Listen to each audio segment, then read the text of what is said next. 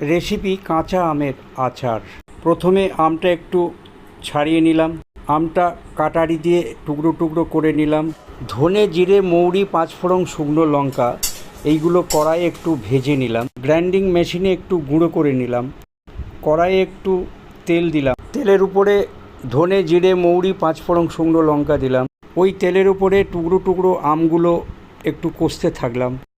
একটু কষা হয়ে যাওয়ার পরে 2 কিলো টুকরো আমের উপরে 1 কিলো আখের গুড় দিয়ে দিলাম। এরপরে টেবিল চামচের 2 চামচ নুন দিয়ে দিলাম। এরপর নাড়তে থাকলাম। এরপরে গোটা গরম মশলা খানিকটা শিলে বেটে নিলাম। এরপরে শুকনো সেই ধনে, জিরে, মৌরি, পাঁচফোড়ন, শুকনো লঙ্কা গুঁড়ো করা জিনিসগুলো তার উপরে ছড়িয়ে দিলাম। হয়ে গেল কাঁচা আমের আচার। এরপর নিজে খেলাম, অন্যদের খাওয়ালাম।